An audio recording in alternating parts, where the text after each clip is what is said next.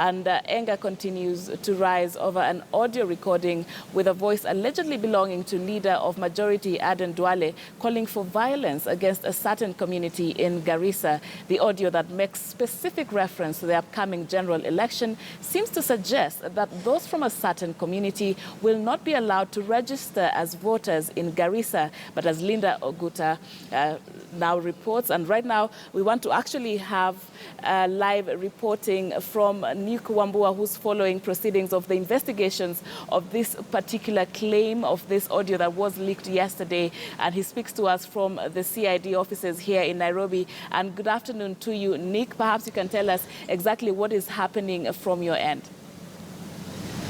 Thank you very much. And with me is the former Deputy Speaker and the current aspiring Member of Parliament for Garissa Township, that is Faram Halim, who just came to express his outrage in the DCIO's office over Aden Duale's sentiments that a section of Kenyans in Garissa should be evicted from the county. And the reports are indicating that so far 2 people have been killed, with more even in danger. Right now I'm with Faram Halim, who is going to give us more of his side of what they just came to do with his colleague right here. Welcome, Faram Halim. Just explain to us, what have you come to do here today? First of all, a small correction. 3 people have been injured. They have not been killed. And from Kenyans, basically, who live in that place, and the community that he singled out, because he told them to get rid of Kambas, because I'm in Waipa. So the presumption is that any Kamba voter who is there is going to vote for me. But they're Kenyans and they've lived in that place the same way many of us have lived in Nairobi all our lives.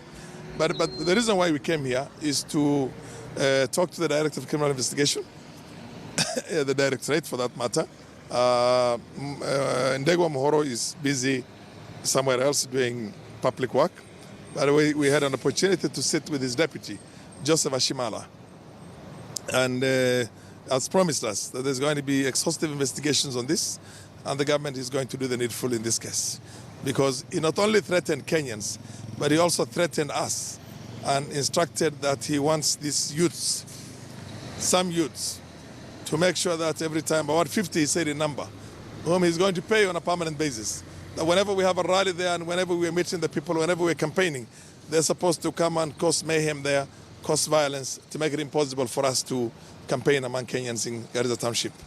And so what basically is we are faced with now is a situation that is so dire that we do not want a repeat of 2007, 2008. And the government has to stamp its authority on all Kenyans who think they can win elections through violence. And we have said before, and I'll reiterate it again now, there has to be an equal application of the law, not selective application. If Moses Kuria, Junet, Mudama, Ngunjiri spent all those days in Pangani, in the most ordinary and difficult condition that one can jail be put in remand, which is what all Kenyans go through, I don't see why the government cannot do that to anybody else, regardless of how high and mighty that person is. So we expect the president to walk the talk. President Uhuru Kenyatta should walk the talk in this run-up to the elections. And because we also hear rumors that there'll be violence, and people are already putting together militias, and we have incontrovertible evidence and information that is already ongoing. So this could be part of a wider scheme, and we don't want the country to go in that direction. Yes. Just to ask, maybe someone can say that it is a political, what do I call it? It is a political work show in Garissa town, because you're also aspiring for the same seat with Aden Duale. What do you say about that? Political?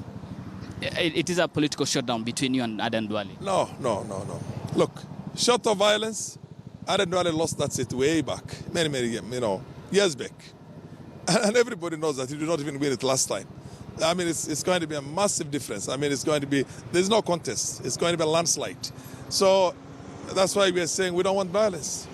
We don't want violence. Let's go there and let the winner come and represent the people of Garissa in Nairobi in the National Assembly here. Thank you very much. Thank you.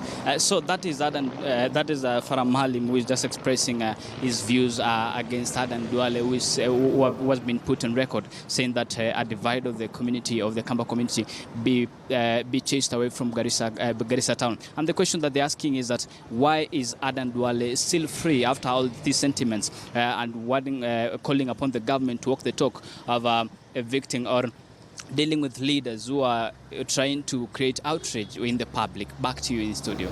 All right, many thanks, Nicholas Wambua there, just following that allegation that has continued to really bring out a lot of uproar from Kenyans. You can see your feedback on social media regarding that, and a call to responsibilities from the leader. Of course, it's still under investigations to ascertain that indeed was the voice of Majority Leader Aden Duale. And right now we want